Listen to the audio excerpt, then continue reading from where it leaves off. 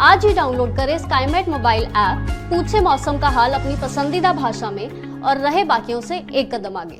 नमस्ते दोस्तों, स्काईमेट वेदर में आप सभी का बहुत बहुत स्वागत है। 1 मार्च हो गई है और ये 1 मार्च का वीडियो है। इससे पहले हमने देखा कि जो सर्दियां थी वो काफी ज्यादा कम रही, गर्म महीने रहे जनवरी और फरवरी, यानी जनवरी और फरवरी सर्दी के सीजन में काउंट होते हैं। लेकिन इस बार जो सर्दी है वो काफी ज्यादा कम पड़ी। स्नोफॉल बहुत कम हुआ, लेकिन आखिर में जो 27-28 तारीख को जो स्नोफॉल हुआ है पहाड़ों पर वो बेहताशा हुआ है, बहुत ज्यादा हुआ है। इससे नुकसान भी काफी ज्यादा हुआ है। अगर देखा जाए तो जो आपने देखा होगा कि कुल्लू में बाढ़ जैसी स्थिति बन गई थी, बादल फटा था, बादल फटे जैसी स्थिति बन गई थी, बादल तो नहीं फटा था और बाढ़ आ गई थी। एक तरह से जो नदी थी या जो भी पानी के स्रोत थे वो काफी ज्यादा तेजी से बह रहे थे और गाड़ियां बह रही थी, इतना ज्यादा नुकसान हुआ था। और जो आपने देखा होगा कि बाकी जगह पर आपने एक जगह था जो बद्रीनाथ के आसपास जो था, एक ग्लेशियर जो टूटा और नदी में गिरा और उसके साथ जो सड़क पर काम कर रहे थे तो 57 मजदूर उसमें दब गए। लेकिन खुशकिस्मती है कि अभी तक काफी ज्यादा लोगों को रेस्क्यू किया गया है, लेकिन 22 लोग अभी भी लापता हैं। और ये आईटीबीपी के साथ साथ जो एसडीआरएफ की टीमें हैं और जो आर्मी की टीमें हैं वो लगी हुई हैं और पूरी कोशिश कर रही है उनको बचाने की। तो यानी कि हैवी स्नोफॉल से फायदा ये होता है कि जैसे विंटर गेम जो नहीं हो पाए थे वो हो जाएंगे और जो ग्लेशियर में दोबारा से बर्फ जमनी चाहिए वो जम जाएगी और जो डेफिशिएंसी थी काफी हद तक कम हो गई है। अब ये वहां के एग्रीकल्चर के लिए भी काफी अच्छा है, वहां से जो नदियां निकलती हैं उनके लिए भी अच्छा है, आगामी फसलों के लिए भी अच्छा है। लेकिन उसके साथ साथ ये आपदा आती है वो काफी ज्यादा नुकसानदायक होती है। हिमस्खलन यानी एवलांच की घटनाएं काफी ज्यादा हो जाती है जब हैवी स्नोफॉल होता है। ये तो बात हुई जो अभी हुआ है। अब अगर फरवरी की बात करें तो जब से 1901 से हमने रिकॉर्ड रखना शुरू किया है तब से, यानी पिछले 125 सालों में सबसे ज्यादा गर्म फरवरी ये रही है 2025 की। जो एवरेज टेम्परेचर है वो भी सामान्य से ज्यादा है। मिनिमम का एवरेज, मैक्सिमम का एवरेज सबसे ज्यादा है। 27 तारीख को 19.5 जो डिग्री दर्ज किया गया था वो अगर देखा जाए तो दिल्ली का तापमान ये पिछले 74 सालों में 1951 के बाद सबसे ज्यादा गर्म सुबह थी। और 26 तारीख को जो 32.4 डिग्री दर्ज किया था मैक्सिमम टेम्परेचर, वो भी कई सालों में ज्यादा था। यानी कि जो धीरे धीरे जो क्लाइमेट चेंज का असर दिखाई दे रहा है, क्लाइमेट चेंज हो रहा है, जो हमारा पैटर्न है मानसून का, सर्दियों का, गर्मियों का, सब चेंज हो रहा है। अब जो मार्च का महीना है उसका भी प्रेडिक्शन मौसम विभाग ने किया है कि ये सामान्य से ज्यादा गर्म रहेगा। तो अब कमर कस लीजिए, अपने आप के मतलब तैयार कर लीजिए कि अब गर्मी आपको सहनी पड़ेगी। और सबसे ज्यादा नुकसान हमारे किसान भाइयों को झेलना पड़ा है। अभी जो बारिश की गतिविधियां हुई हैं, जो पंजाब, हरियाणा, उत्तरी राजस्थान में जो ओले गिरे हैं, उससे इतने ज्यादा ओले गिरे हैं जिससे कि फसलें तबाह हो गई हैं, काफी ज्यादा नुकसान हुआ है। एक तो ये ओलों की मार, और उसके बाद अगर पहले समय से पहले गर्मी आ जाती है तो जो रबी की फसल है, जो गेहूं की फसल है, उसकी जो उत्पादकता है वो कम हो जाएगी, उसकी जो क्वालिटी है वो भी, उसमें भी थोड़ा सा नुकसान झेलना पड़ेगा। तो सबसे ज्यादा मौसम की मार हमारे किसान भाइयों को झेलनी पड़ती है।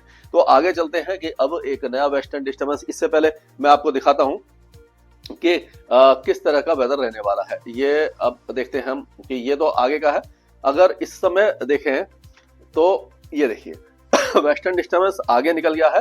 इस मैप को थोड़ा सा बड़ा कर लेते हैं, उसमें हम देखेंगे कि वेस्टर्न डिस्टर्बेंस थोड़ा सा आगे निकल गया है। और अब ये यहाँ पे था, पहले वेस्टर्न डिस्टर्बेंस इस जगह पे था जो, तो जम्मू कश्मीर वगैरह के आसपास था, तो अब वो धीरे धीरे आगे निकल रहा है और इसका जो असर है वो अब पहाड़ों पे कम हो जाएगा। ये जो आज रात तक कुछ बारिश की गतिविधियां और स्नोफॉल वगैरह होगा, उसके बाद ये जो हवाएं हैं आप देखिए ये इस तरह से चलना शुरू हो जाएंगी उत्तर पश्चिम दिशा से।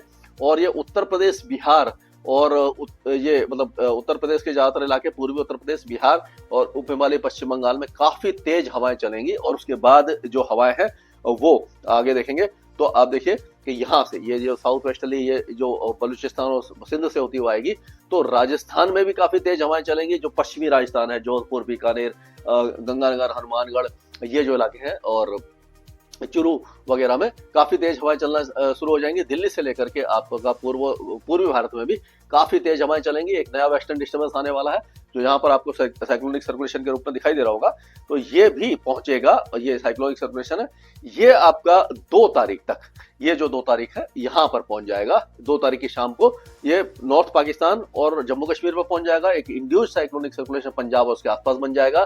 तो हम कह सकते हैं कि 2 तारीख से फिर से बारिश की गतिविधियां शुरू हो जाएंगी। अभी थोड़ा सा राहत है 1-2 दिनों की, और जो रेस्क्यू ऑपरेशन है उसमें आराम रहेगा, लेकिन 2 तारीख से जो बारिश की गतिविधियां होंगी वो पाकिस्तान, अफगानिस्तान और गिलगिट बाल्टिस्तान, मुजफ्फराबाद और जम्मू कश्मीर में दिखाई देगी।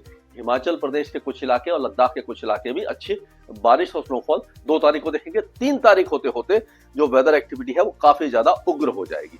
ये तो अभी की बात है। और अगर हम देखें तो पिछले 24 घंटों में जो स्नोफॉल हुआ है वो भारी स्नोफॉल है। पूरे पहाड़ों में आप देख सकते हैं काफी ज्यादा हैवी स्नोफॉल हुआ है, ओले गिरे हैं। पंजाब, हरियाणा, राजस्थान में और दिल्ली एनसीआर में बारिश हुई है। उत्तर प्रदेश के कई इलाकों के साथ साथ बिहार के कुछ इलाकों में बारिश की गतिविधियां देखने को मिली है। और उसी तरह से अगर हम देखें तो ये तमिलनाडु के कई इलाके भी भारी बारिश देख चुके हैं, और उसी तरह से श्रीलंका में भी भारी बारिश की गतिविधियां देखने को हमें मिली है।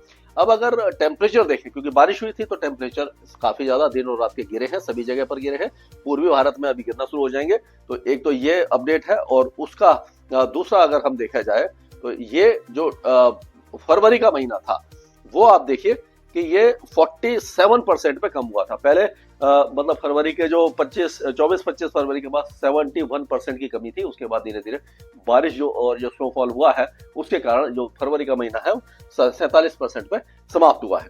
लेकिन अगर हम मार्च की बात करें तो मार्च का अभी शुरुआत ही है, पहला ही दिन है। तो पहला दिन में जो बारिश हुई है वो बहुत ज्यादा हुई है। तो अभी काफी ज्यादा आपको ये दिखाई दे रहा होगा कि पूरे एक्सेस रेनफॉल इस सारे जगह पर दिखाई दे रही है। इन इलाकों में जो दक्षिण भारत में वहां तो बारिश हुई नहीं है, उसी तरह तमिलनाडु और केरल में भी ज्यादा बारिश हो गई है। ये एक ही दिन का वो है डेटा है। लेकिन अब जैसे जैसे आगे बढ़ेंगे तो अब बारिश की गतिविधियां इसमें कम होती जाएंगी, और फिर से आप देखेंगे कि लार्ज रेन डेफिशिएंसी की स्थिति बनने की संभावना नजर आ रही है। तो एक तो ये हो गया। और अगर सैटेलाइट पिक्चर देखें तो ये आज दोपहर की सैटेलाइट पिक्चर है 2-3 बजे की। उसमें आप देखिए पहाड़ों पर कुछ वेदर एक्टिविटी हो रही है। नेपाल की पहाड़ियों, उत्तराखंड में, यहाँ पर भी स्नोफॉल आज जारी है। और दिल्ली एनसीआर के आसपास के इलाकों में, उत्तर प्रदेश, बिहार, ये सारे इलाकों में बादल है। उत्तर प्रदेश के कुछ इलाकों में बारिश की संभावना बन रही है। दक्षिण भारत में भी अभी आप देखेंगे साइक्लोनिक सर्कुलेशन और लक्षद्वीप के नीचे आ गया, मालदीव पर आ गया है, तो यहाँ पर बारिश होगी। केरल और तमिलनाडु के दक्षिण में जो भारी बारिश है वो अगले 24 घंटों तक होगी। उसके बाद बारिश में कमी आ जाएगी।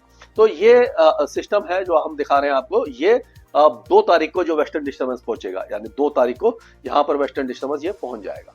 ये आप देख सकते हो। तो ये पाकिस्तान के ज्यादातर इलाके, अफगानिस्तान, ईरान, ये सारे इलाकों में बहुत अच्छी बारिश होगी। पाकिस्तान के दक्षिणी भागों, ये मध्य भागों में होगी। सिंध बलूचिस्तान के दक्षिणी इलाके सूखे रहेंगे। और हो सकता है कि पंजाब के कुछ इलाकों में जैसे अमृतसर है, अबोहर, मुक्तसर है, यहाँ पर बहुत हल्की बारिश हो सकती है 2 तारीख की रात को। और जम्मू कश्मीर, गिलगिट बाल्टिस्तान, मुजफ्फराबाद, लद्दाख के कुछ इलाके, और ये जो इन इलाकों में बारिश की गतिविधियां हो जाएगी। लेकिन उसके बाद अगर हम देखेंगे तो ये 3 तारीख को वेस्टर्न डिस्टर्बेंस आगे आ जाएगा। हिमाचल में और जम्मू कश्मीर में बहुत अच्छा स्नोफॉल फिर से होगा, यानी काफी ज्यादा हैवी स्नोफॉल के चांसेस हैं। फिर से थोड़ा सा लैंडस्लाइड, मडस्लाइड की संभावना है, एवलांच की संभावना भी है, क्योंकि जब बर्फ पिघलने लगती है इसके बाद तो वो जो बर्फ है वो सरकने लगती है, तो वो हिमस्खलन जो बोलते हैं कि एवलांच है, वो होने की संभावना है। उत्तराखंड के भी ऊंचे पहाड़ों पर अच्छे स्नोफॉल हो सकता है, निचले इलाकों में हल्की बारिश होगी। उसी दौरान 3 तारीख को हो सकता है कि पंजाब के जो गुरदासपुर, अमृतसर और ये पठानकोट वगैरह जो इलाके हैं, लुधियाना और जलंधर, ये सारे इलाकों में बारिश की गतिविधियां हो सकती हैं। उत्तरी जो हरियाणा है यहाँ पर भी छुटपुट बौछारें बढ़ सकती है। बाकी इलाके सूखे रहेंगे। दक्षिण भारत में बारिश की गतिविधियां कम हो जाएंगी। पूर्वोत्तर राज्यों में भी बारिश की गतिविधियां कम हो जाएंगी। 3 तारीख के बाद से अगर हम देखेंगे तो 4 तारीख को जो वेदर एक्टिविटी है वो पहाड़ों पर तो जारी रहेगी, पूर्वोत्तर में हल्की रहेगी, बाकी इलाके सूखे हो जाएंगे। हवाएं जो है वो आप देखेंगे तेजी से चलेंगी 3 तारीख से ही, जो उत्तर दिशा से चलेंगी। तो पंजाब, हरियाणा, राजस्थान और गुजरात, यहां तक तापमान को तेजी से गिराएंगे, क्योंकि यहाँ पर ऑलरेडी स्नोफॉल हो चुका है, यहाँ पर हो चुका है। यहाँ से जो हवा आ रही है ये देखिए, तो ये पूरे इलाकों में, इन सारे इलाकों का जो टेम्परेचर है वो दिन और रात का गिराएगी। दिन में थोड़ा सा ज्यादा गिरावट नहीं होगी क्योंकि धूप निकलना शुरू हो जाएगी, लेकिन रात का टेम्परेचर गिरेगा। तो हम कह सकते हैं कि बस कड़ाके की सर्दी तो नहीं, कुछ ना कुछ गर्मी से राहत इन राज्यों को मिल जाएगी, और बाकी राज्यों में भी ये मिनिमम टेम्परेचर गिरने की संभावना दिखाई दे रही है। लेकिन महाराष्ट्र से लेकर के जो दक्षिण भारत है वहां पर पूर्वी हवाएं चलेंगी, टेम्परेचर नहीं गिरेगा। और जैसे आपने देखा था कि मुंबई में 38 डिग्री का आंकड़ा पार कर गया था, पूर्वी हवाएं चल रही थी, उसमें भी मुंबई वगैरह तक यानी उत्तरी मध्य महाराष्ट्र तक कुछ राहत आपको मिल सकती है। तो कुल मिलाकर के कहा जा सकता है कि 4 तारीख के बाद से मौसम पूरी तरह शुष्क हो जाएगा ज्यादातर भारत का, और 9 तारीख को एक और नया वेस्टर्न डिस्टर्बेंस आ सकता है, और उसका कितना असर होगा उसके बारे में हम आपको अपडेट देते रहेंगे। स्काईमेट वेदर में अभी के लिए इतना ही। मौसम से जुड़ी सटीक जानकारी और खबरों के लिए हमारे YouTube चैनल को सब्सक्राइब करें और बेल आइकन दबाकर हर खबर पर रखें नजर।